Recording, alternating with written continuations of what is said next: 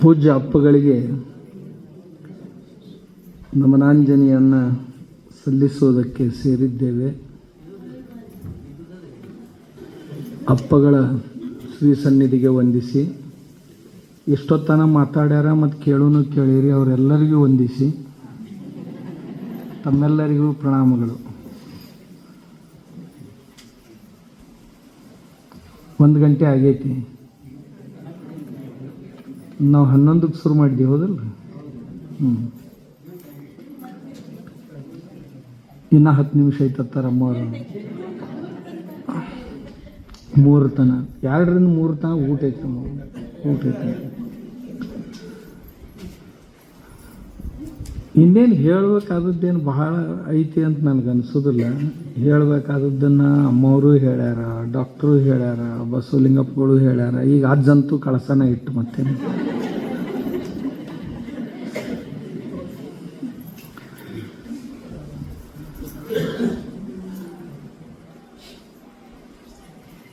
ಅಪ್ಪಗಳನ್ನು ನೋಡಿದ್ರೆ ಹಿಂಗೆ ಅನ್ನಿಸ್ತಿತ್ತು, ಅವ್ರ ಜೀವನದೊಳಗೆ ಎಲ್ಲರನ್ನೂ ತಮ್ಮ ಕೈಯಾಗಿ ಇಟ್ಕೊಂಡ್ರು, ಅವ್ರು ಮಾತ್ರ ಯಾರ ಕೈಯಾಗೂ ಸಿಗಲಿಲ್ಲ. ಇದು ಅವ್ರ ವಿಶೇಷತೆ. ಅವ್ರನ್ನ ನೋಡಿದ್ರೆ ಅವ್ರ ಸಹವಾಸದೊಳಗೆ ಹೋದ ಕೂಡಲೇ ಅವ್ರ ಜೊತೆಗೇ ಇರಬೇಕು, ಅವ್ರ ಜೊತೆನೇ ಇರಬೇಕು, ಅವ್ರು ಏನು ಹೇಳ್ತಾರೆ ಅದನ್ನು ಕೇಳಬೇಕು, ಪಾಲಿಸ್ಬೇಕು, ಕಲಿಬೇಕು ಅಂತ ಎಲ್ಲರಿಗೂ ಅನ್ನಿಸ್ತಿತ್ತು. ಭಾಳ ದೊಡ್ಡ ದೊಡ್ಡ ಮಂದಿಗೆ ಅನ್ನಿಸ್ತಿತ್ತು. ಕೆಲವು ಮಂದಿ ನಾಚಿಕೊಂಡು ದೂರ ಇರ್ತಿದ್ರು, ಕೆಲವು ಮಂದಿ ಸಮೀಪ ಹೋಗ್ತಿದ್ರು. ಆದ್ರೆ ದೂರ ಇದ್ದವರು ಸಹಿತ ತುಡುಗಲೇ ಕೇಳ್ತಿದ್ರು. ಭಾಳ ಮಂದಿ ದೊಡ್ಡ ದೊಡ್ಡ ಸ್ವಾಮಿಗಳು ಅವ್ರ ಮಾತುಗಳನ್ನು ಕೇಳಬೇಕು ಅಂತಿದ್ರು. ಆದ್ರೆ ಹೆಂಗೆ ಹೋಗೋದು, ನಾವು ದೊಡ್ಡ ಪೀಠಾಧೀಶ್ವರಕ್ಕಿವಿ, ಅವ್ರ ಮುಂದೆ ಹೋಗಿ ಹೆಂಗೆ ಕುಂತು ಕೇಳೋದು ಅಂತ ತಿಳ್ಕೊಂಡು ಯಾರೂ ಇಲ್ದಾಗ ರೂಮ್ನ್ಯಾಗ ಕ್ಯಾಸೆಟ್ಟು CD ಹಾಕ್ಕೊಂಡು ಕೇಳೋರು. ಮತ್ತು ನಿಮಗೆ ಹೆಂಗೆ ಗೊತ್ತಾತ್ರಿ ಅಂತ ನೀವು ಕೇಳ್ಬೋದು. ಅವ್ರು ಮಾತಾಡೋ ಹೊತ್ನ್ಯಾಗ ಅವು ಮಾತು ಬರ್ತಿದ್ದು ಸಭಾದಾಗ. ಅವೇ ಅವ್ರ ಬಾಯಿಂದನೇ ಬರ್ಬೇಕು ಆ ಮಾತು. ಅವ್ರನ್ನ ಬಿಟ್ಟರೆ ಈ ಜಗತ್ತಿನಾಗ ಯಾರ ಬಾಯಿಂದನೂ ಬರ್ತಿದ್ದಿಲ್ಲ. ಅಂಥ ಮಾತಿಗೆ ಯಾರ್ಯಾರ ಬಾಯಿಂದ ಬರ್ತಾರಲ್ಲ ಅವರೆಲ್ಲರೂ ಪ್ರಭಾವಕ್ಕೊಳಗೊಂಡವ್ರ. ಅಂಥವ್ರು ಭಾಳ ಮಂದಿ ಅದಾರ, ಭಾಳ ಅಂದ್ರೆ ಭಾಳ ಮಂದಿ ಅದಾರಂಥವ್ರು. ಅವ್ರ ಆ ಬುದ್ಧಿಯವ್ರ ಇದನ್ನು ಕೇಳಿ ಕೇಳಿ ಕೇಳಿ ಕೇಳಿ ಅವ್ರು ತಮ್ಮದನ್ನು ಮರ್ತ ಬಿಟ್ರು. ಕೆಲವು ಮಂದಿ ಒಂದು ದೊಡ್ಡ ಲಿಸ್ಟ್ ಐತೆ ನನ್ನ ಹತ್ರ. ಅವ್ರನ್ನ ಬೇಕಾದಲ್ಲಿ ಯಾರೂ ಇರಬಾರ್ದು, ಅವ್ರನ್ನ ಅಷ್ಟ ಹಚ್ಚಿರಿ. ಸಿದ್ದೇಶ್ವರ ಅಪ್ಪಗಳು ಮಾತಾಡ್ತಾರೋ ಏನು ಅವ್ರು ಮಾತಾಡ್ತಾರೋ ಗೊತ್ತಾಗೋದಿಲ್ಲ, ಅಷ್ಟು ಪ್ರಭಾವಕ್ಕೊಳಗಾದವ್ರು ಅದ. ಆಮ್ಯಾಗ ಅಪ್ಪಗಳು ಏನು ಈ ಶಾಸ್ತ್ರಗಳನ್ನು ತಿಳ್ಕೊಂಡಿದ್ರು. ಇದು ಒಂದೇ ಶಾಸ್ತ್ರ ಅಂತಲ್ಲ, ಭಾರತೀಯ ತತ್ವಶಾಸ್ತ್ರದ ಎಲ್ಲ ಶಾಖೆಗಳನ್ನು, ಅದು ದ್ವೈತ ಇರ್ಬೋದು, ಅದ್ವೈತ ಇರಬಹುದು, ಕೇವಲಾದ್ವೈತ ಇರಬಹುದು, ದ್ವೈತಾದ್ವೈತ ಇರಬಹುದು, ವಿಶಿಷ್ಟಾದ್ವೈತ ಇರ್ಬೋದು, ಶಕ್ತಿ ವಿಶಿಷ್ಟಾದ್ವೈತ ಇರ್ಬೋದು, ಇವೆಲ್ಲವುಗಳನ್ನು ಅವುಗಳ ಸಾಮ್ಯ ಅಂತರ ಒಬ್ಬರೇ ಒಬ್ಬರು ಯಾರಾದರೂ ಅಧ್ಯಯನ, ಕೆಲವು ಜನ 12 ದರ್ಶನ ಶಾಸ್ತ್ರಗಳನ್ನು ತಿಳ್ಕೊಂಡವ್ರು ಇರ್ತಿದ್ರು. ಆದರೆ ಅಪ್ಪಗಳು ಏನು ಅವನ್ನ ಸೂಕ್ಷ್ಮವಾಗಿ ಅಧ್ಯಯನ ಮಾಡಿರ್ತಿದ್ರು. ಆಮ್ಯಾಗ ಅಂಥವ್ರು ಯಾರಾದರೂ ಬಂದ್ರಂದ್ರೆ ಅವ್ರು ನಿಯಮಿತವಾಗಿ ಆ ಮಾತುಗಳನ್ನು ಹೇಳ್ತಿರ್ಲಿಲ್ಲ. ಒಮ್ಮೆ ಯಾರು ಭಾಳ ಶಾಣೆ ಅನ್ನೋ ಬಂದಂತಂದ್ರೆ 1-2 ಮಾತು ಹಿಂಗೆ ಒಗಿತಿದ್ರು, ಅದು ಮುಂದೆ ಹೋಗಿದ್ದಿಲ್ಲ. ನಾವೊಬ್ಬ ದೊಡ್ಡ ಪಂಡಿತರನ್ನು ಕರ್ಕೊಂಡು ಬಂದಿದ್ದೆ. ಅವರೊಂದು 20-25 ವರ್ಷ ಬರೀ ಸಂಸ್ಕೃತ ಮತ್ತು ಈ ದರ್ಶನ ಶಾಸ್ತ್ರಗಳನ್ನು ಅಧ್ಯಯನ ಮಾಡ್ಕೊಂಡವ್ರಿದ್ರು. ಹೋದ ಕೂಡಲೇ ನಾನು ತುಂಬ ವರ್ಣನೆ ಮಾಡಿದವರು ಅಪ್ಪಗಳ ಮುಂದೆ. ಇವರು ಋಷಿಕೇಶದೊಳಗಿದ್ದರಿ, ಹರಿದ್ವಾರದಾಗಿದ್ದರು, ಬನಾರಸ್ದೊಳಗೂ ಒಂದಿಷ್ಟು ವರ್ಷ ಇದ್ದರು. ಆಮೇಲೆ ಇಷ್ಟು ವರ್ಷ ಪಾಠ ಮಾಡ್ಯಾರ ಅಲ್ಲಿ ಗುರುಕುಲಗಳಲ್ಲಿ ಅಂಥೇಳಿ ಎಲ್ಲ ಹೇಳಿದೆ. ಕುಂತ್ಕೊಂಡು ಕೇಳೋರು ಕೇಳಿ ಸಾವಕಾಶ ಅನ್ನೋರು, ಪೂರ್ಣಮದಃ ಪೂರ್ಣಮಿದಂ ಪೂರ್ಣಾತ್ ಪೂರ್ಣಮುದಚ್ಯತೆ ಪೂರ್ಣಸ್ಯ ಪೂರ್ಣಮಾದಾಯ ಪೂರ್ಣಮೇವಾವಶಿಷ್ಯತೆ. ಇದಕ್ಕೇನು ಅರ್ಥ ಮಾಡ್ತೀರಿ ಅಂತ ಕೇಳೋರು.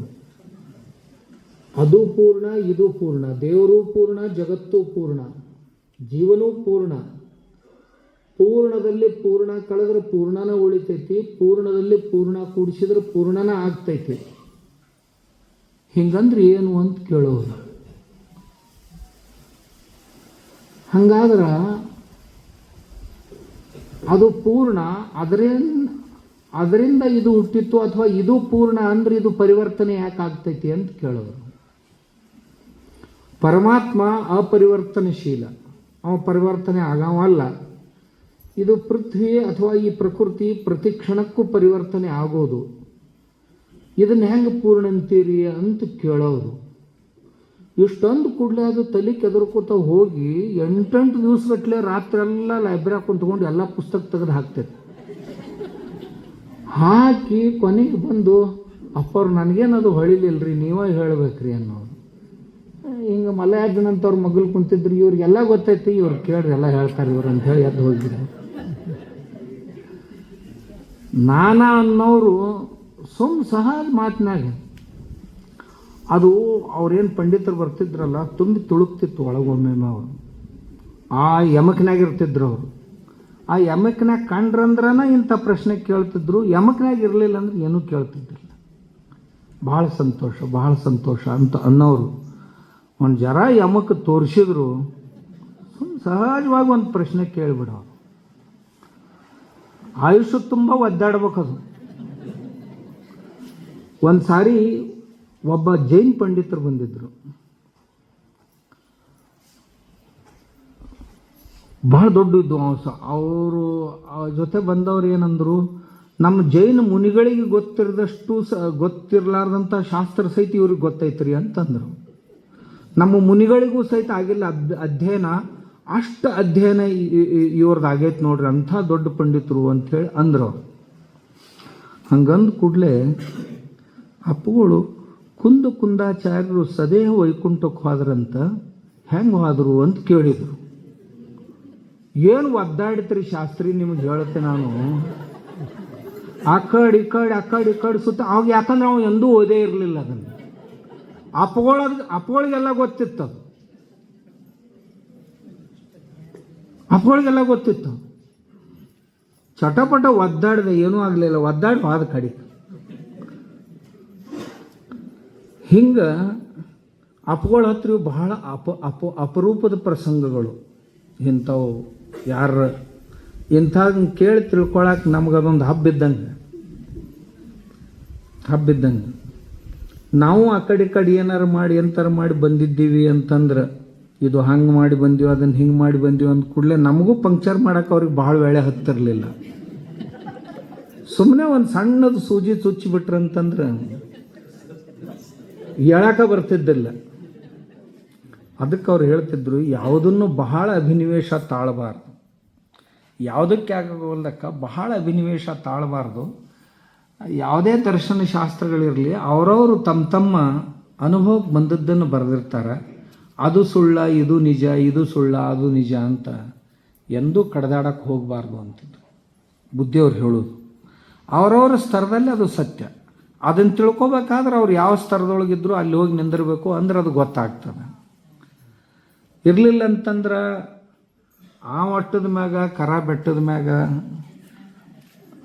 ಒಂದನ್ನೊಂದು ನೋಡಿದ್ರೆ ಮ್ಯಾಲೆ ನಿಂತವ ಕೆಳಗೆ ನಾವು ಇಷ್ಟ ಕಾಣ್ತಾನ, ಕೆಳಗೆ ನಿಂತವ ಮ್ಯಾಗೆ ನಾವು ಇಷ್ಟ ಕಾಣ್ತಾನ. ಒಬ್ರಿಗೊಬ್ರು ಹಿಂಗೆ ಬೇಕು ಅಂತ ಕುಂತ್ರೆ ಆಗೋದೇನು ಇಲ್ಲ. ಮ್ಯಾಗ್ನವನ್ನ ಅರ್ತ್ಕೋಬೇಕಾದ್ರೆ ನಾವು ಅಷ್ಟು ಮ್ಯಾಗ ಹೋಗ್ಬೇಕು. ಬೇಡ, ಕೆಳಗಿನವನ್ನ ಅರ್ತ್ಕೋಬೇಕಾಗಿದ್ರೆ ಆ ಕೆಳಗಿನವನ ಹತ್ರ ಹೋಗಿ ನಿಲ್ಲಬೇಕು. ಆವಾಗ ವಾಸ್ತವ ಗೊತ್ತಾಗ್ತದೆ. ಆದ್ರೆ ನಾವು ನಮ್ಮದೇ ಮಾಪದಂಡ ತಗೊಂಡು, ನಮ್ಮದೇ ಪೂಟ್ಪಟ್ಟಿ ತೊಗೊಂಡು ಎಲ್ಲರನ್ನೂ ಅಳಿಬಾರ್ದು. ಈ ಜಗತ್ತಿನಾಗ ಎಲ್ಲರೂ ತಮ್ಮ ಪೂಟ್ಪಟ್ಟಿ ತಯಾರು ಮಾಡಿ ಇಟ್ಕೊಂಡು ಕುಂತಿರ್ತಾರೆ. ಅವ್ರವ್ರ ಪೂಟ್ಪಟ್ಟಿಲಿ ಅವ್ರು ಅಳೆದಿರ್ತಾರೆ. ನಾವು ನಮ್ಮ ಪೂಟ್ಪಟ್ಟಿ ತೊಗೊಂಡು ಯಾರನ್ನಾರ ಅಳ್ಯಾಕೆ ಹೋದೀವಿ ಅಂತಂದ್ರೆ ಅದು ಸರಿ ಆಗೋದಿಲ್ಲ ಅಂತ ಅಪ್ಕೊಳ್ಳಿ ಯಾವಾಗಲೂ ಹೇಳ್ತಿದ್ರು. ಯಾಕಂತಂದ್ರೆ ನಮ್ಮಲ್ಲಿ ಬಂದವರು ಒಮ್ಮೆ ಮೈಸೂರೊಳಗಿದ್ದೀವಿ. ಮೈಸೂರಾಗಿದ್ದಾಗ ಒಬ್ಬರು ಬಂದರು, ದೊಡ್ಡ ಪಂಡಿತರು ಬಂದರು. ಬಂದ ಕೂಡಲೇ ಏನವ ಕೃಷ್ಣ ಯುದ್ಧ ಮಾಡಂತ ಹೇಳ್ದ, ಶಸ್ತ್ರ ಅಸ್ತ್ರ ಹಿಡಿ ಅಂತ ಹೇಳಿದೇನು, ಅಧ್ಯಾತ್ಮನೂ ಇದೇನು, ಧರ್ಮೇನು, ಹಿಂಗೆ ಸಿಕ್ಕಾಪಟ್ಟೆ ಮಾತಾಡಿ ನಾವೊಂದು 2-3 ಕೂತಿದ್ದೀವಿ. ನಮ್ಮನ್ನು ಮಾತಾಡಿದೆ. ಅಲ್ಲಿಂದ ನಾವು ಏನೇನು ಚರ್ಚೆ ಆಯಿತು ಅಂತ ಕೇಳಿದರು. ಹಿಂಗೆ ಆತ್ರಿ ಬುದ್ಧಿನಾಗೆ. ಅಂದ್ರೆ ನಾವೇನೋ ಅದೇ ಅಧ್ಯಾತ್ಮದೊಳಗೆ ಬಂದಿದ್ದೀವಿ. ಅದೇ ಬಂದೊಂದು ವರ್ಷ ಆಗಿತ್ತು ಅಷ್ಟೇ. ಆವಾಗ ಈ ದೊಡ್ಡ ಮಹಾತ್ಮ ನಮಗೆ ಭೇಟಿಯಾಗಿದ್ದ. ಅವ ಸಿಕ್ಕಾಪಟ್ಟೆ ಕೃಷ್ಣಗೆ ಆಬ್ಜೆಕ್ಷನ್ ಮಾಡಿದ, ರಾಮನಿಗೆ ಆಬ್ಜೆಕ್ಷನ್ ಮಾಡಿದ. ಅಲ್ಲಿಂದ ಅಲ್ಲೇ ಇದ್ದರು ಅವರು. ಮರುದಿವ್ಸ ಬುದ್ಧಿಯವರಂದರು, ಗಣಾಚಾರ ಅಂದ್ರೆ ಏನು ಅಂತ ಕೇಳ್ರಿ ಅವರಿಗೆ ಅಂತ. ಗಣಾಚಾರ ಅಂದ್ರೆ ಏನು, ಅದ್ರ ಏನೇನು ಮಾಡ್ಯಾರ, ಏನೇನು ಮಾಡ್ತಾರೆ ಮುಂದೆ ಅಂತ ಕೇಳ್ರಿ ಅವ್ರಿಗೆ ಅಂದರು. ನಮಗೂ ಏನು ಭಾಳ ಗೊತ್ತಿರಲಿಲ್ಲ. ಮರುದಿವ್ಸ ಹೋದವ್ರ ಈ ವೀರಶೈವ ಲಿಂಗಾಯತ ದರ್ಶನದಲ್ಲಿ ಗಣಾಚಾರ ಬರುತ್ತಲ್ಲ ಪಂಚಾಚಾರಗಳಲ್ಲಿ, ಆ ಗಣಾಚಾರ ಅಂದ್ರೆ ಏನು, ಯಾರ ಕೈಯಾಗ ಕೊಡ್ಲಿ ಬಡ್ಗಿ ಹಿಡ್ಕೊಂಡು ಎಂದಾರು ಯುದ್ಧ ಮಾಡಿದ್ರೇನು, ಹೊಡೆದಾಡಿದ್ರೇನು ಕೇಳ್ರಿ ಅವ್ರಿಗೊಂದು ಜರ.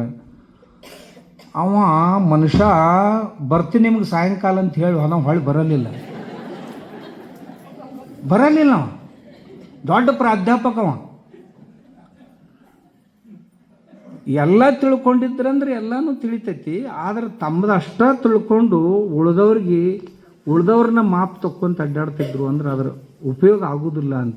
ನಾವು ಭಾಳ ಅಭಿನಿವೇಶ ತಾಳ್ತಿದ್ದೀವಿ ಒಂದು ಕಾಲಕ್ಕೆ.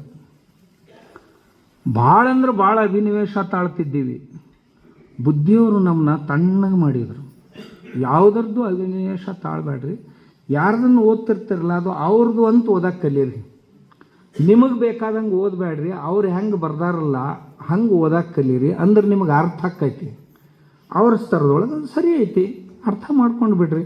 ಆಮ್ಯಾಗ ಏನು ನಿಮ್ಮ ಮ್ಯಾಗ ಹೇರ್ಯಾರೇನು, ನಿಮ್ಗೇನು ಒತ್ತಾಯ ಮಾಡ್ಯಾರೇನು ಇಲ್ಲ. ಅವ್ರು ತಮಗೆ ತಿಳಿದಿದ್ದಂತ ತಾವು ಬರ್ಕೊಂಡಾರ. ಅದ್ರ ಬಗ್ಗೆ ನೀವ್ಯಾಕಷ್ಟು ತಲೆ ಕೆಡಿಸ್ಕೊತೀರಿ? ಅದ್ರ ಕೂಡ ಜಗಳಾಡ್ಬೇಕಂತ ಏನೈತಿ ಆ ದರ್ಶನಕ್ಕಾಗಿ?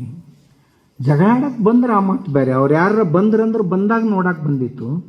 ಆದ್ರೆ ನೀವಾಗೆ ಯಾವುದನ್ನು ಖಂಡನ ಮಂಡನ ಮಾಡಬಾರ್ದು ಅಂತ ಬುದ್ಧಿಯವರು ಹೇಳ್ತಿದ್ರು. ಅದು ನನಗೆ ಯಾವಾಗ ಅನುಭವಕ್ಕೆ ಬಂತು ಅಂತಂದ್ರೆ, ಒಮ್ಮೆ ಸಿದ್ಧಗಂಗಾ ಮಠದ ಈಗಿರುವಂಥ ಶ್ರೀಗಳು, ಸಿದ್ಧಲಿಂಗ ಶ್ರೀಗಳು, ನಾನೊಮ್ಮೆ ಆ ಕಡೆ ಹೋದಾಗ ಸಿದ್ಧಗಂಗಾ ಮಠಕ್ಕೆ ಹೋದಾಗ ಅವ್ರು ನನ್ನ ಕೇಳಿದರು, ಅಪ್ಪಗಳು ಭಗವದ್ಗೀತೆಗೆ ಟೀಕಾ ಟಿಪ್ಪಣಿ ಭಾಷೆ ಬರ್ದಾರಂತ, ಆ ಗ್ರಂಥ ಇದ್ದರೆ ನನಗೆ ಕೊಡ್ರಿ ಅಂತಂದ್ರು ಅವರು. ಅಂದ ಕೂಡಲೇ ಯಾಕ್ರಿ, ನಿಮ್ಗೆ ಯಾಕೆ ಬೇಕಿದು ಭಗವದ್ಗೀತೆ ಅಂತ ನಾನು ಕೇಳಿದೆ.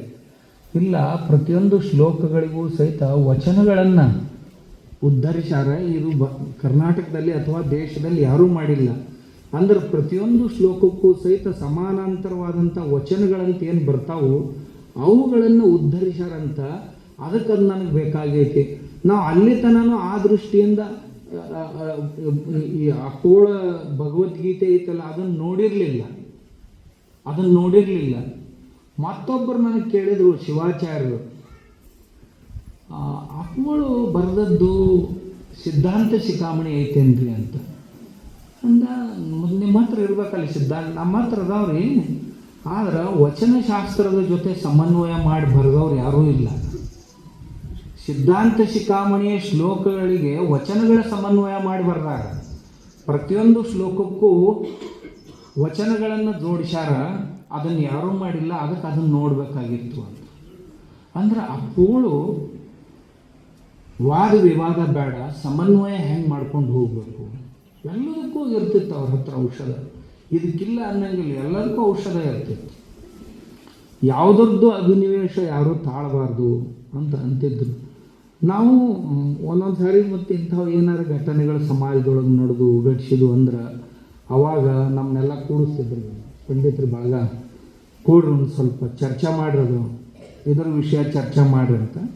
ಎದ್ರ ವಿಷಯ ಏನು ಆ ಜ್ವಲಂತ ಸಮಸ್ಯೆ ಇರ್ತಿತ್ತು ಅದ್ರ ಬಗ್ಗೆ ಚರ್ಚೆ ಮಾಡಿಸ್ತಿದ್ರು.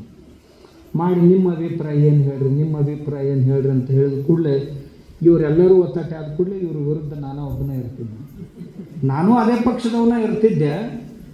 ಆದ್ರೆ ಯಾರ ಒಬ್ಬರು ವಿರುದ್ಧ ಮಾಡಲಾರ್ದ ಅವರು ಮಾತಾಡ್ತಿದ್ದಿಲ್ಲ. ಇರಲಿಲ್ಲ ಅಂದ್ರೆ ಬರೀ ನಮ್ಮನ್ನ ಮಾತಾಡಕ್ಕೆ ಹಚ್ತಿದ್ರು. ನಾವು ತಪ್ಪಾಗಿ ವಿರುದ್ಧಾಗಿ ಮಾತಾಡಿದೀವಿ ಅಂದ್ರೆ ಅದನ್ನ ಶುದ್ಧ ಮಾಡ್ಬೇಕಂತ ಅವ್ರು ಮಾತಾಡ್ತಿದ್ರು, ಬಾಯಿ ಹಾಕ್ತಿದ್ರು. ನಾವು ಏನೋ ಮಾತಾಡಲಿಲ್ಲ ಅಂತಂದ್ರೆ ಅವ್ರು ಒಟ್ಟ ನಮಗೆ ಬಾಯಿನ ಹಾಕ್ತಿರ್ಲಿಲ್ಲ.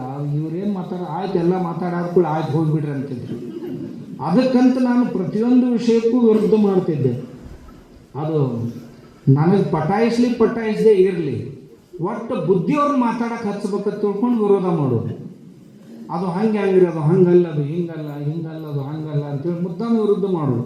ಅವಾಗ ಬುದ್ಧಿಯವರು ಏನು ಹೇಳ್ತಿದ್ರಲ್ಲ ಅದು ನಮ್ಮ ಕೆಲಸಕ್ಕೆ ಬರುವಂಥದ್ದು ಇರ್ತೈತಿ. ಅವರು ಯಾವಾಗಲೂ ನಿಂದ ಸರಿ, ನಿಂದ ತಪ್ಪು, ನಿಂದ ಸರಿ, ನಿಂದ ತಪ್ಪು ಅಂತ ಯಾವುದನ್ನು ಇದನ್ನೇ ತಮ್ಮಂತ ಹೇಳೋದು ಬಹಳ ಕಷ್ಟ. ನಮ್ಮವರು ಆರಂಭದಲ್ಲೇ ಹೇಳಿದ್ರು ಆ ಮಾತನ್ನು. ಆದ್ರೆ ಅವ್ರದ್ದೇ ಆದಂಥ ಅಭಿಪ್ರಾಯ ನಾವು ತಿಳ್ಕೊಬೇಕಾಗಿತ್ತು ಅಂತಂದ್ರೆ ಅವರು ಯಾವ ಏನೇನು ಆದೇಶಗಳನ್ನು ಮಾಡ್ತಾರೆ ಅವುಗಳನ್ನು ನೋಡಬೇಕು. ನನಗೆ ಇದು ದೊಡ್ಡ ಆಂದೋಲನ ನಡೆದಿತ್ತು, ಲಿಂಗಾಯತ ಧರ್ಮದ್ದು ದೊಡ್ಡ ಆಂದೋಲನ ನಡೆದಿತ್ತು. ಆಮ್ಯಾಗ ಇವ್ರಿಗೆಲ್ಲರಿಗೂ ಕಳಿಸ್ತಿದ್ರು ಬುದ್ಧಿಯವ್ರು, ಹೋಗ್ರಿ ಅದರೊಳಗೆ ಭಾಗಿಯಾಗ್ರಿ ಕಳಿಸಿ ಹೇಳ್ತಿದ್ರು, ಇಲ್ಲಿ ಭಾಷಣ ಮಾಡಕ್ಕೆ ಹೋಗ್ಬೇಡ್ರಿ, ಬರೀ ಕುಂತು ಬರ್ರಿ ಅಲ್ಲಿ. ಹೌದಲ್ರಿ? ಮತ್ತು ಎಲ್ಲಿ ಸಾಧ್ಯ ಇದ್ರೆ ಒಂದು ಜರನ ಕಾಣ್ಲಾರ್ದಂಗೆ ಸುಮ್ಮ ಕುಂದರಿ ಅಲ್ಲಿ ಹೋಗಿ ಅಂತೇಳಿ. ಆಮ್ಯಾಗ ನಾವೊಬ್ಬ ವಿರೋಧ ಮಾಡೋ ಅದಕ್ಕೆ ಲಿಂಗಾಯತ ಧರ್ಮ ಆಗಬಾರ್ದು, ಅದು ಹಿಂದೂ ಲಿಂಗಾಯತನ ಅಂತ ತಿಳ್ಕೊಂಡು ಪ್ರತಿಪಾದನೆ ಮಾಡೋ ನಾವು ಒಬ್ಬನೇ ಇದ್ದೆ. ನನಗೂ ಅವ್ರೇನು ಸಪೋರ್ಟರ್ ಆಗಿರಲಿಲ್ಲ. ಆದ್ರೆ ನಾವು ಆದ ಕೂಡಲೇ ಎಲ್ಲಿಗೆ ಬಂತು ನಿಮ್ಮದು ಹೊತ್ತು ಮತ್ತು ನನಗೂ ಕೇಳೋರ. ನಾ ಎದ್ದು ಹೋದ ಕೂಡಲೇ ಮತ್ತೊಬ್ಬ ಅವ್ರ ಪೈಕಿ ಒಬ್ಬ ಯಾವನೋ ಒಬ್ಬ IAS ಇದ್ದ. ಅವ ಬಂದ ಕೂಡಲೇ ಎಲ್ಲಿಗೆ ಬಂತು ನಿಮ್ಮದು ಅಂತ ಅವನು ಕೇಳೋರು. ಅವ ಕೆಟ್ಟ ಲಫಂಗದಾನ್ರಿ, ಅವನು ಹಚ್ಕೋಬೇಡ್ರಿ ಅಂತ ಅನ್ನವ. ನಾನು ಹಿಂಗೆ ಎದ್ದು ಹೋಗೋದಾಗ ಅವ ಬರವ ಬಂದ ಕೂಡಲೇ ಅವ್ನು ಕರ್ಕೊಂಡು ಕುಂತಿರೋರು. ನಾನು ಅವ್ರು ನಿನ್ನೆ ಹೇಳಿನಿ ಮತ್ತೆ ಕರ್ಕೊಂಡು ಕೂತಿರಲ್ಲ ಅವನ್ನ ಅವ ಲಫಂಗದಾನ, ಕಮ್ಯುನಿಸ್ಟ್ ಅದಾನ, ಅವ್ನು ಕರ್ಕೊಂಡು ಕುಂದ್ರಾಕೆ ಹೋಗ್ಬೇಡ್ರಿ ಅಂತ ಹೇಳ್ತಿದ್ದೆ ನಾನು. ಯಾಕಂತಂದ್ರೆ ಅವ ಹುಟ್ಟಿ ಬೆಳೆದಿದ್ದೆಲ್ಲ ನನ್ನ ಹತ್ರ ಒಂದೆಲ್ಲ ಸಾತ್ ಬಾರನ ಅದಾವು, ನೀವು ಅವ್ನು ಹಚ್ಕೋಬೇಡ್ರಿ ಅಂತ ಹೇಳ್ತಿದ್ದೆ ನಾನು. ಅಲ್ಲಿಂದ ಎಲ್ಲಿ ತನ ಬುದ್ಧಿಯವ್ರಿಗೆ ಯಾರ್ಯಾಕೆ ಇರಲ್ರಿ, ಬುದ್ಧಿಯವ್ರ ಮನಸ್ಸು ಎಷ್ಟು ದೊಡ್ಡದು ಅಂತಂದ್ರೆ ಅಲ್ಲಿ ಇಲ್ಲಿ ಯಾಕೆ ಬಸವಣ್ಣ ಹುಡುಕ್ತೀರಿ, ಇತ್ತೀಚಿನ ಬಸವಣ್ಣ ಅಂದ್ರೆ ಇವನ ಅಂತ ಹೇಳಿದ್ರು ಅವನ ಬಗ್ಗೆ. ಅವ ಏನ ಹೇಳ್ತೀನಿ, ಯಾವನೋ ಒಬ್ಬ ಇದ್ದ, ಅತ್ಯಂತ ಅವನ ಬಗ್ಗೆ ಶ್ರದ್ಧಾ ಹೇಳಬಾರ್ದು, ಅಷ್ಟು ದೊಡ್ಡ ನೀಚ ಮನುಷ್ಯ ಅವನು. ನೀವು ಭಾಳ ಮಂದಿ ಅವ್ನು ದೇವ್ರಂತ ತಿಳ್ಕೊಂಡಿರ್ಬೇಕು, ಆದ್ರೆ ಅವನಂಥ ದುಷ್ಟ ನೀಚ ಮನುಷ್ಯ ಇನ್ನೊಬ್ಬ ಇಲ್ಲ. ತಾಯಿಗಂಡ್ರು ಅಂತಾರಲ್ಲ ಆ ಪಂಕ್ತಿಯೊಳಗೆ ಕೂಡ ಅವನು ತಾಯಿಗಂಡ್ರು ಅಂತ. ಅವನ್ನ ಗಂಡನ ಏನಂತಾರಲ್ಲ ಅವುಗ ಗಂಡ ಆಗವರು ತಾಯಿಗಂಡ್ರು ಅಂತಾರೆ ಅವ್ರಿಗೆ. ಅಂಥ ಪಂಕ್ತಿಯೊಳಗೆ ಕೂಡ ಬ್ಯಾಡ್ರಿ ಬುದ್ಧಿ ಅವನ್ನ ಹಚ್ಕೋಬೇಡ್ರತ್ ನಾ ಅಂತಿದ್ದೆ. ಅವರು ಯಾರು ಏನಂದ್ರು ಕೇಳ್ತಿದ್ದೆ. ಈಗ ಬೆಕ್ಕದಷ್ಟು ದುಷ್ಟ ಇರೋಲ್ಲ ಜಗತ್ತಿನಾಗ, ಗೊತ್ತಿತ್ತು. ಮಾಡಲಿಲ್ಲ, ಎಲ್ಲರೂ ಅವ್ರವ್ರು ಮಾಡ್ತಾರೆ. ನಾವು ಅದು ಕೂಡಲೇ ನೀವು ಹೆಂಗೆ ಮಾಡಿದ್ರಿ, ಭಾಳ ಚಲೋ ಮಾಡಕತ್ತೀರಿ ನನಗೂ ಅನ್ನೋರು. ಅವ್ರಿಗೆ ಎಲ್ಲಿಗೆ ಬಂದೈತ್ರಿ ನಿಮ್ಮದು, ಹಿಂಗ್ರೆ ಭಾಳ ಚಲೋ ನಡೆದದು ನಿಮ್ಮದು, ಅವ್ರಿಗೆ ಭಾಳ ಚಲೋ ಅನ್ನೋರು. ಒಂದು ದಿವಸ ಯಾರೋ ಪೇಪರ್ದಾಗ ಕೊಟ್ಟರು, 12ನೇ ಶತಮಾನದಿಂದ ಹಿಡ್ಕೊಂಡು ಇಲ್ಲಿ ತನಕ ಲಿಂಗಾಯತ ಧರ್ಮ ಇದು ಸ್ವತಂತ್ರ ಧರ್ಮ, ಇದ್ರ ಬಗ್ಗೆ ಯಾರಿಗಾದರೂ ವಾದ ಮಾಡೋದಿತ್ತು ಅಂತಂದ್ರೆ ವೇದಿಕೆಯ ಮ್ಯಾಗ ಬರ್ಬೇಕು, ನಾನು ಬಹಿರಂಗವಾಗಿ ಆಹ್ವಾನ ಮಾಡ್ತಾ ಇದ್ದೀನಿ ಅಂತ ತಿಳ್ಕೊಂಡು ಪೇಪರ್ದಾಗ ಬಂತು. ಅಪ್ಪುಗಳು ಬಿವ್ಶ್ಯಾಗ ಬೇನಾಡ್ಯಾಗ ಪ್ರವಚನ ನಡೆದಿತ್ತು. ಪ್ರಸಾದಕ್ಕೆ ಕೂತಿದ್ರು, ಪೇಪರ್ ಓದ್ರಂದ್ರು, ಓದಾಕತ್ತಿದ್ದೀವಿ, ಇದೇ ಬಂತು. ಓದಿದ್ದು ನಾನು ಇದೇ ವಿಷಯವನ್ನು ಬಹಿರಂಗವಾಗಿ ಆಹ್ವಾನ ಮಾಡ್ಯಾರಿ ಯಾರೋ ಒಬ್ಬರು ತಂದು ನಾನು. ಹೌದಾ, ನಿಮಗೇನು ಅನ್ನಿಸ್ತೈತಿ ಅಂತ. ನಾ ಈ ಆಹ್ವಾನ ಸ್ವೀಕಾರ ಮಾಡ್ಬೇಕಂತೀನಿ ಅಂತಂದೆ ನಾನು. ಹಚ್ಚಿದ ಫೋನ್ ಈಗ ಅಂದೆ, ಹಚ್ಚಿದ ಫೋನ್ ಹತ್ತಿರ ಅವ್ರಿಗೆ ಅಂದ. ಯಾವ ಪೇಪರ್ದಾಗ ಬಂದೈತೆ ಆ ಪೇಪರ್ದವ್ರಿಗೆ ಫೋನ್, ವಿಜಯವಾಣಿ ಒಳಗೆ ಬಂದೈತೆ, ಹತ್ತಿರ ಫೋನ್ ಅವ್ರಿಗೆ ಅಂದ.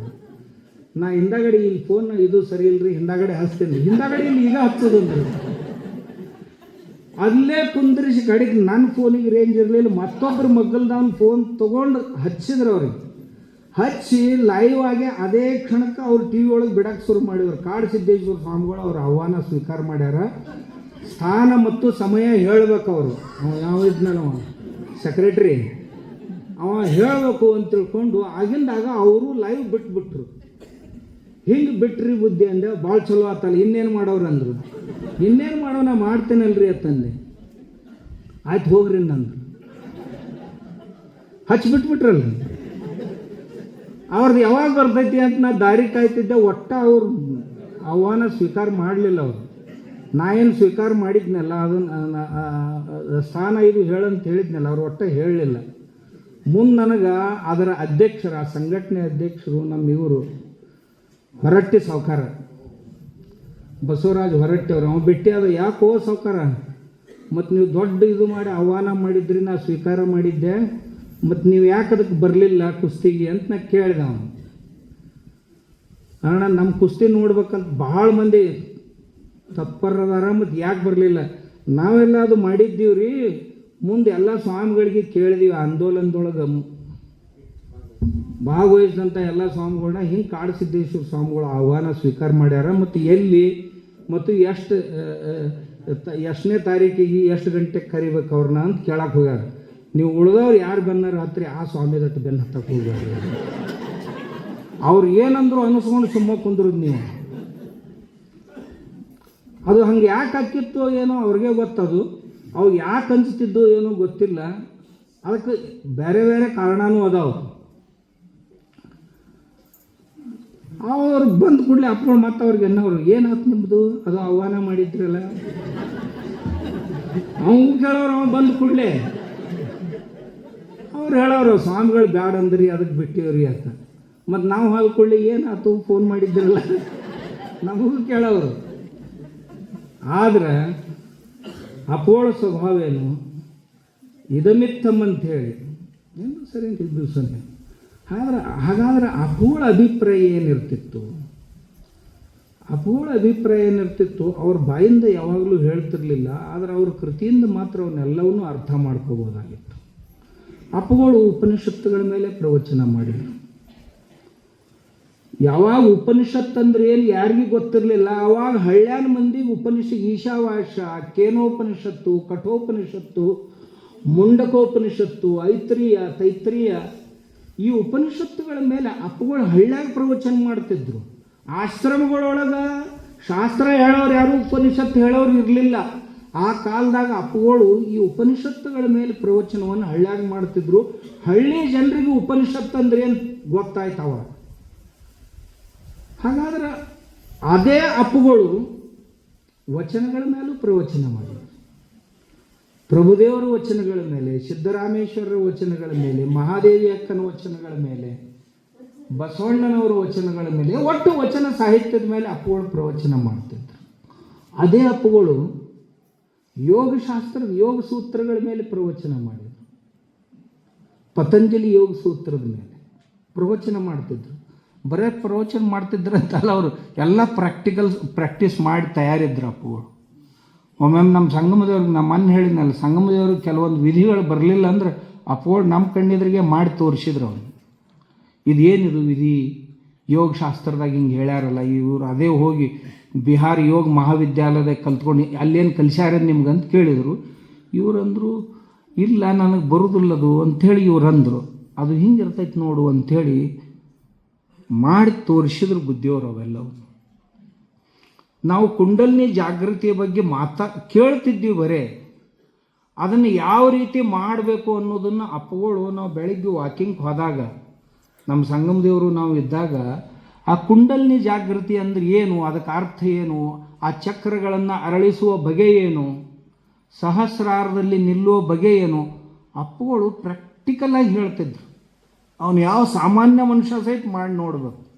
ಆ ರೀತಿಯಲ್ಲಿ ಅಷ್ಟು ಸುಲಭವಾಗಿ ಅವುಗಳ ಪ್ರಯೋಗಗಳನ್ನು ಮಾಡಿಸ್ತಿದ್ರು. ಅಷ್ಟು ಯಾವುದೇ ಶಾಸ್ತ್ರ ಇಲ್ಲ, ಅದರ ಬಗ್ಗೆ ಅಷ್ಟು ಅಧ್ಯಯನ ಇರ್ತಿತ್ತು. ಆಮೇಲೆ ಭಾಳ ಮಂದಿ ಅಂತಿದ್ರು ಅಪ್ಪಗಳಿಗೆ ಈ ಮಂದಿರಗಳ ಬಗ್ಗೆ ಏನು ಅಭಿಪ್ರಾಯ ಅಪ್ಪಗಳದು. ಯಾಕಂದರೆ ಯಾವಾಗಲೂ ನಮ್ಮಲ್ಲಿ ವಾದ ವಿವಾದ ಸ್ಥಾವರಗಳು ಉಂಟು. ಇದು ಯಾವಾಗಲೂ ಇವತ್ತಿನ ತನ ಐತಿ. ಎಲ್ಲರೂ ಗುಡಿಯಾಗ ಹೋಗ್ತಾರ, ಎಲ್ಲರೂ ವಾಸ್ತು ಶಾಂತಿಗೂ ಹೋಗ್ತಾರ, ಕಳಸಾರೋಹಣಕ್ಕೂ ಹೋಗ್ತಾರ, ಮೂರ್ತಿ ಪ್ರತಿಷ್ಠಾಪನಕ್ಕೂ ಹೋಗ್ತಾರ. ಮತ್ತು ಸಂಜೆ ಮುಂದೆ ಪ್ರವಚನ ಮಾಡಕ್ಕೆ ಹೊಂಟ್ರು ಅಂತಂದ್ರೆ ಇವು ಗುಡಿ ಕೆಡಬೇಕು, ದೇವ್ರನ್ನೆಲ್ಲ ಹೊಳೆ ಒಗಿಬೇಕು. ಆಜೀವಿಕೆ ಬಂತು ಹೊಟ್ಟೆ ತುಂಬ್ತಿತ್ತಂದ್ರೆ ಅದೇ ದೇವ್ರದ ಪ್ರತಿಷ್ಠಾಪನೆ ಮಾಡಿ ದಕ್ಷಿಣ ತೊಗೊಂಡು ಬರ್ತಾರೆ. ಇದ್ರ ಬಗ್ಗೆ ಸಿದ್ದೇಶ್ವರ ಅಪ್ಪಗಳ ಅಭಿಪ್ರಾಯ ಏನು ಅಂತ ಕೆಲವು ಮಂದಿ ನನಗೆ ಕೇಳಿದರು. ಅಪ್ಪಗಳು ಹೊಕ್ಕಾರ ಅಂತ ಹೇಳಿದ್ನ. ಅದು ಹೋಗೋದು ಬಿಡ್ರಿ, ಎಲ್ಲರೂ ಹೋಗ್ತಾರೆ. ಆದ್ರೆ ಅವ್ರಿಗೆ ನಿಜವಾಗಿ ಅಪ್ಪಗಳ ಮನಸ್ಸಿನಾಗ ಏನೈತಿ ಅಂತ ಕೇಳಿ ನಾ ಹೇಳಿದೆ, ಅಪ್ಪಗಳು ಒಂದು ಸಾರಿ ಎಲ್ಲೋ ಪ್ರವಚನ ನಡೆದಿತ್ತು. ಇದ್ರ ಮ್ಯಾಗ ಭಾಳ ಜೋರಾಗಿ ಚರ್ಚೆ ಆಯಿತು. ದೇವತೆಗಳನ್ನು ಅತಿಯಾಗಿ ಹೀಯಾಳಿಸಿ ಬೈದರು ಒಬ್ರು ಯಾರೋ ಸ್ಟೇಜಿನ ಮ್ಯಾಗ.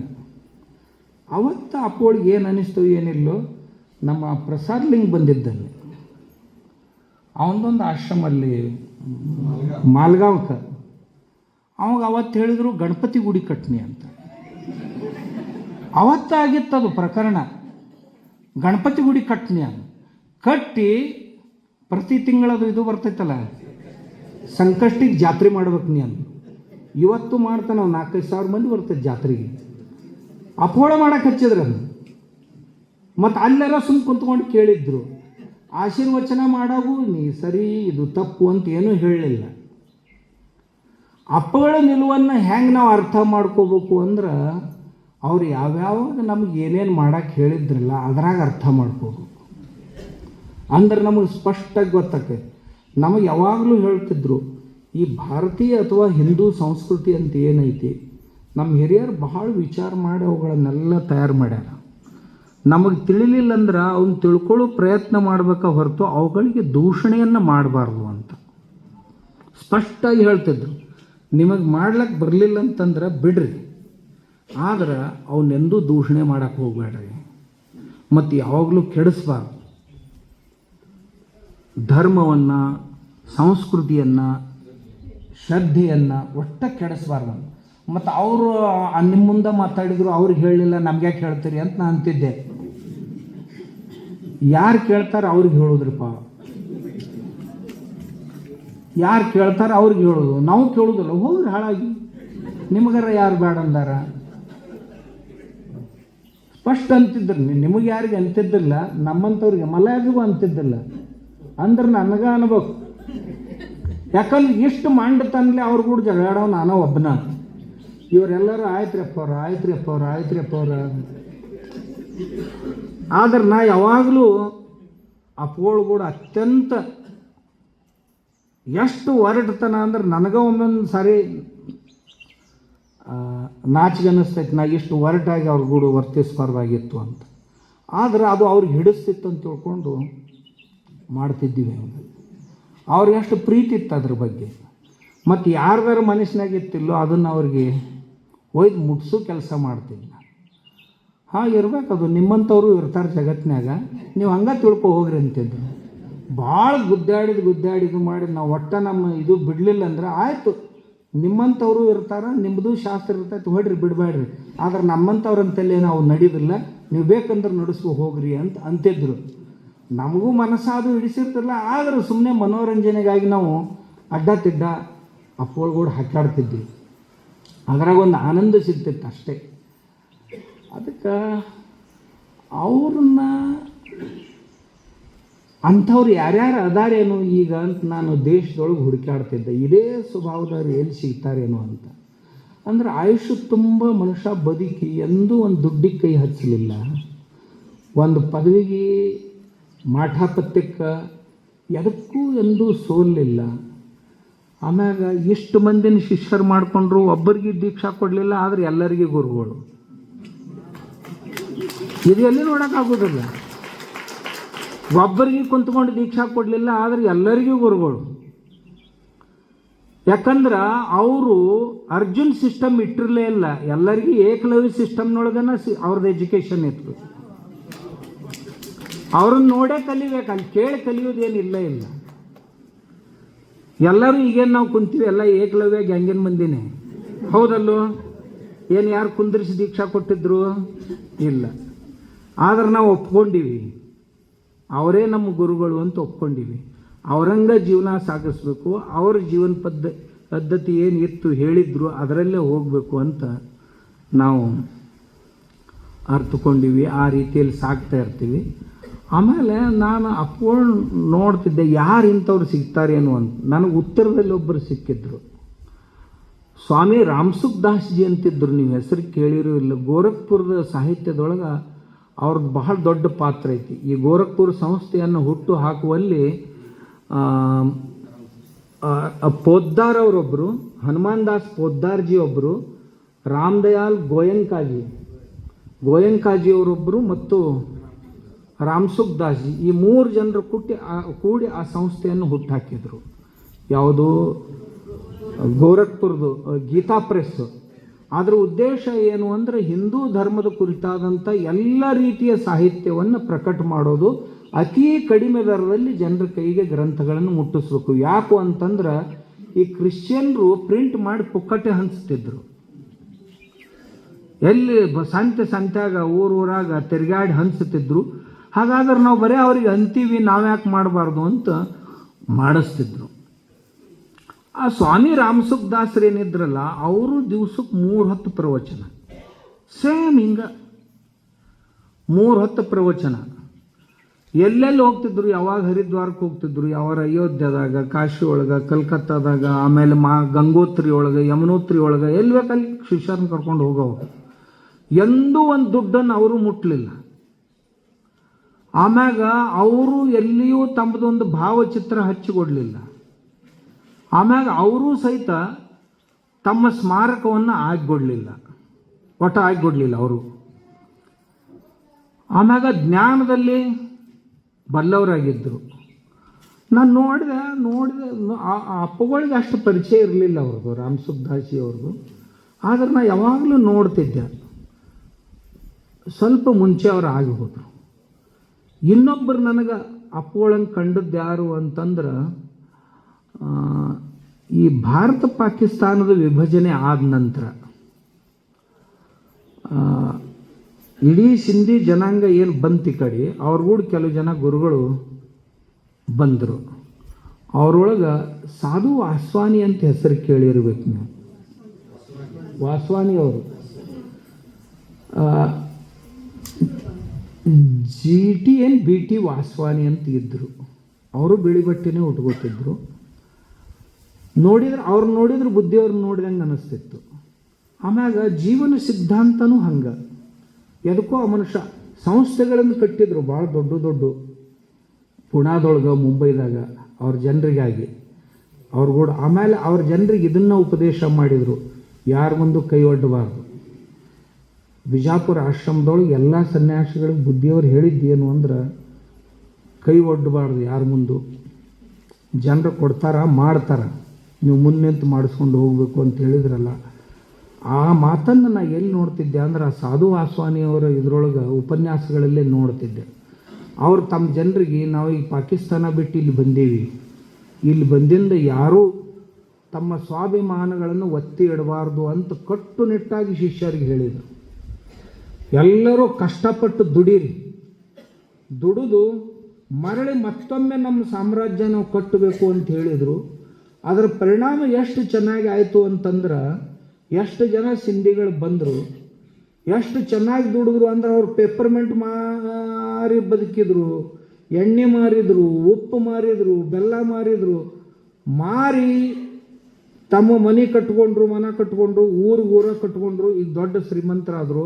ಆದರೂ ಒಬ್ಬರು ಎಲ್ಲಿ ರಟ್ಸೋದಾಗ ಭಿಕ್ಷಾ ಬೇಡಲಿಲ್ಲ. ಅದನ್ನು ನೋಡ್ದೆ ನನಗೆ ಅನಿಸ್ತೈತಿ, ಎಲ್ಲೋ ಒಬ್ಬಿಬ್ಬರು ಕಂಡ್ರು. ಅದು ಎಲ್ಲದಕ್ಕಿಂತಲೂ ಮ್ಯಾಲಿನ ಯಾರನ್ನ ಕಾಣ್ತೀನಿ ಅಂದ್ರೆ ಬುದ್ಧಿಯವ್ರನ್ನ. ಯಾಕಂದ್ರೆ ಬುದ್ಧಿಯವ್ರಿಗೆ ಯಾರೂ ವರ್ಜರಲ್ಲ. ಆಮ್ಯಾಗ ನಾವು ಅವ್ರ ಹತ್ರ ಇದ್ದೀವಿ ಅಂತ ನಮ್ಗೆ ಅನಿಸ್ತೈತಿ ಏನು ಅಂತ ತಿಳ್ಕೊಂಡು ಅದನ್ನು ನಾನು ನೋಡ್ತಿದ್ದೆ. ಆದ್ರೆ ಅವರಲ್ಲಿ ಇರುವಂಥ ಜ್ಞಾನದ ಸಾಮರ್ಥ್ಯ, ಆಮೇಲೆ ಜ್ಞಾನದ ಆಚರಣೆ ಸಾಮರ್ಥ್ಯ. ಕೆಲವು ಜನರು ಭಾಳ ಬುದ್ಧಿವಂತರು, ಭಾಳ ದೊಡ್ಡ ಪಂಡಿತರು, ಎಷ್ಟೋ ದೊಡ್ಡ ಪಂಡಿತರನ್ನ ನೋಡೀನಿ. ಆದರೆ ವಿಜಿಗೀಷು ಪಂಡಿತರು, ಆಚರಣೆಯಲ್ಲಿ ಏನೂ ಇಲ್ಲ. ಶಾಸ್ತ್ರದಲ್ಲಿ ಬಲ್ಲವರು, ಆಚರಣೆಯಲ್ಲಿ ಏನು. ಕೆಲವು ಜನ ಆಚರಣೆಯಲ್ಲಿ ಭಾಳ ಚೆನ್ನಾಗಿ ಕಟ್ಟುನಿಟ್ಟಾಗಿ ಇರುವಂಥವ್ರು, ಆದರೆ ಎರಡು ಮಾತು ಎಲ್ಲಿ ಯಾರನ್ನೂ ಮಾತಾಡ್ಸೋಕ್ಕಾಗೋದಿಲ್ಲ ಅಂಥವ್ರನ್ನ ನೋಡಿ. ಆದರೆ ಅಪ್ಪಗಳಲ್ಲಿ ಈಗಾಗಲೇ ನಮ್ಮ ಅಜ್ಜ ಹೇಳ್ದಂಗೆ, ಅಮ್ಮವ್ರು ಹೇಳ್ದಂಗೆ, ಗುರುಗಳು ಹೇಳ್ದಂಗೆ ಎಲ್ಲವನ್ನೂ ಒಬ್ಬರಲ್ಲಿ ನೋಡಬೇಕು ಅಂಥ ವ್ಯಕ್ತಿತ್ವ ಅವ್ರಿಗೂ. ಏನೆಲ್ಲ ಮಾಡಿ ಯಾವುದನ್ನೂ ಹಚ್ಕೊಳ್ಳಿಲ್ಲ.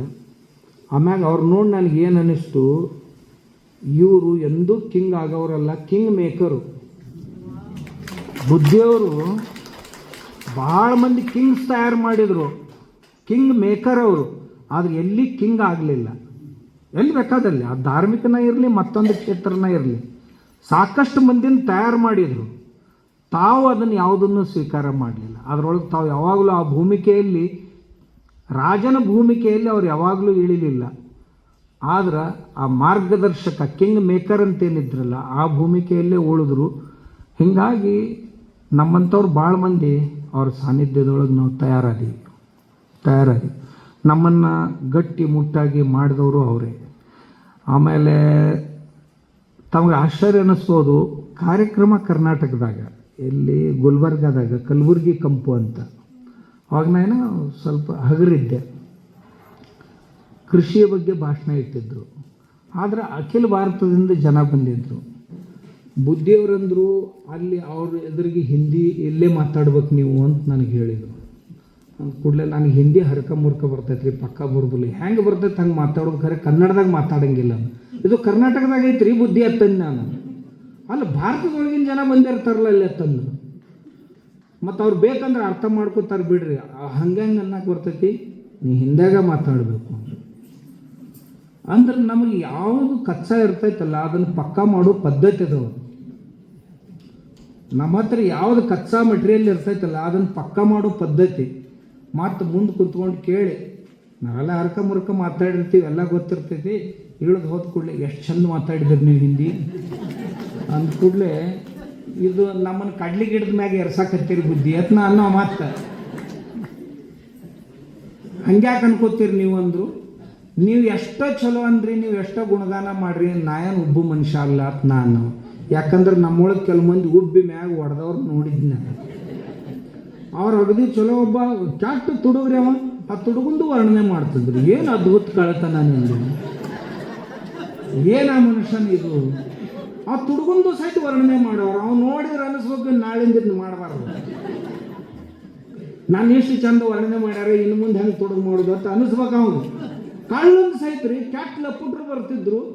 ಬಂದ ಕೂಡಲೇ ನಮ್ಗೆ ಸಿಟ್ಟು ಬರ್ತಿತ್ತು. ಅವ್ರ ಗೂಡವ್ರು ಭಾಳ ಚಂದಾಗ ಮಾತಾಡ್ಬೋದು.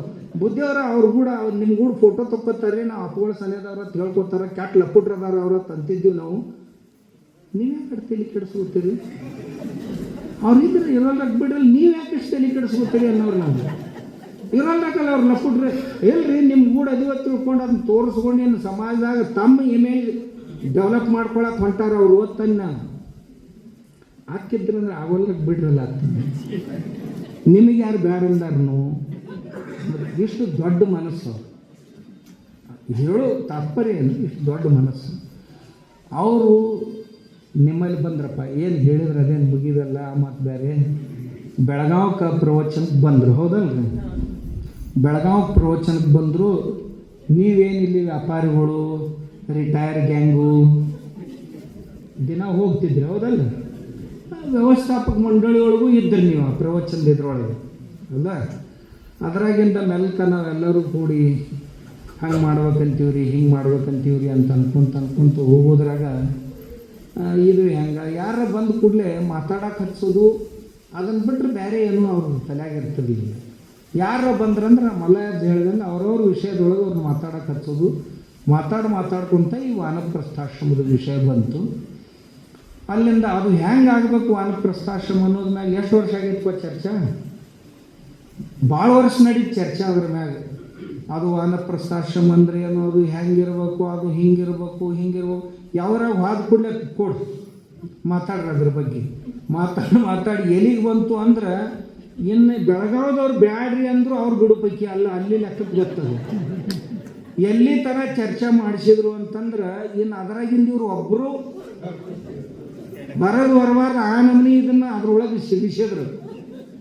ಸಿಗಿಸಿ ಇವರು ಎಲ್ಲಿಗೆ ಜನ ಅಂತಾರಲ್ಲ ನಮಾಜ್ ಮಾಡಕ್ಕೆ ಹೋಗಿದೆ ಏನು ಕೊಳ್ಳಿಗೆ ಬಿತ್ತಲ್ಲ ಮಸೀದಿ ಅನ್ನುವಂಗೆ ಭಾಳ ಮಂದಿಗೆ ಅನಿಸ್ತಿದ್ರಾಗ ನಾವು ಸಹಜ ಅನ್ನಕ್ಕೆ ಹೋದೀವಿ ಖರೆ ಖರ್ನ ಮಾಡೋದು ಅಂತಲ್ಲ ಅಂತ ಅನಿಸ್ತು. ಅವರು ಅಷ್ಟೇ ಕಠೋರ ಇಂಥ ವಿಷಯದೊಳಗೆ ಜಿಡ್ಡು ಬಿಡಿಸೇ ಬಿಡ್ಬೇಕಂತ ಮಾಡಿಸಿ ಭೂಮಿ ತಗೊಳಕ್ಕೆ ಹಚ್ಚಿ ಇದನ್ನು ಕಟ್ಟಕ್ಕೆ ಹಚ್ಚಿ ಅವ್ರು ಏನೇನು ನಮ್ಮ ಕಡೆಯಿಂದ ಚರ್ಚೆ ಮಾಡಿಸಿ ನಮ್ಗೆ ಒಂದು ಮಾಡಕ್ಕೆ ಹಚ್ಚಿ ಅವ್ರು ಯಾವಾಗಾರು ಒಂದು ಬರೋರು ಮತ್ತೆ ಬರ್ಬೇಕಾದ್ರೆ ಕಂಡೀಷನ್ ಹಾಕೋರು ಹಿಂಗಾದ್ರೂ ಬರ್ತೀವಿ ಇದನ್ನು ಮಾಡಿರೇನೋ ಅದನ್ನು ಮಾಡಿದ ನಂತರ ಕರೆಯಾಗಿ ಬರ್ರಿ. ಅವ್ರಿಗೆ ದೊಡ್ಡ ಆಸ್ತಿ ಯಾವುದು ಅಂದ್ರೆ ಇದು ನಮ್ಮಲ್ಲಿ ಬರ್ಬೇಕ್ರಿ ಹಾಕೋರು ಒಂದು 15 ದಿವಸ ಅಂದ ಕೂಡಲೇ ಮತ್ತು ಅದು ಇದು ಮಾಡೋರು ಇದ್ರಲ್ಲ ಏನಾಗ್ತದೆ ಮಾಡಿದ್ರೆ ಇಲ್ಲ ಹಂಗಾದ್ರೂ ಮಾಡಿದ ನಂತರ ಬರ್ರಿ ಹೋಗು. ಇನ್ನು ಅವ್ರ ಹತ್ರ ಮಾರಿ ತೋರ್ಸಕ್ಕೆ ಹೋಗ್ಬೇಕಾದ್ರೆ ಮಾಡೇ ಹೋಗ್ಬೇಕಲ್ಲ, ಮಾಡ್ಲಾರ್ದ ಮಾರಿ ತೋರ್ಸೋರು ಹೆಂಗೆ? ನೀವೇನು ಭಾಳ ಖುಷಿಯಿಂದ ಮಾಡಿರಿ ಅಂತ ನಾನು ಅಂದಿಲ್ಲ, ಇದು ಅನಿವಾರ್ಯವಾಗಿ ಮಾಡೋದು ಬತ್ ನಿಮ್ಗದ ಅವ್ರ ಮುಂದೆ. ಆದ್ರೆ ಬುದ್ಧಿಯವ್ರಿಗೆ ಅದೊಂದು ದೊಡ್ಡ ಕನಸಿತ್ತು ಮಾದರಿ. ಯಾಕಂದ್ರೆ ವೃದ್ಧಾಶ್ರಮಗಳದಾವಲ್ಲಿ ಸದ್ದ ಅವು ಹುಟ್ಟಬಾರ್ದು ಅಂತ ಅವ್ರ ಇಚ್ಛೆ. ವೃದ್ಧಾಶ್ರಮಗಳು ಹುಟ್ಟಬಾರ್ದು ಅಂತ. ವೃದ್ಧಾಶ್ರಮಗಳು ಇವು ನಮ್ಮ ಸಂಸ್ಕೃತಿಗೆ ಒಪ್ಪುವಂಥವು ಅಲ್ಲ. ವಾನಪ್ರಸ್ಥಾಶ್ರಮ ಇರಬೇಕು. ಬೇಕಂದ್ರೆ ಒಬ್ಬರೇ ಬರ್ರಿ, ಇಬ್ಬರು ಬರ್ರಿ, ಬಂದು ಚಂದಗ ಇಲ್ಲಿ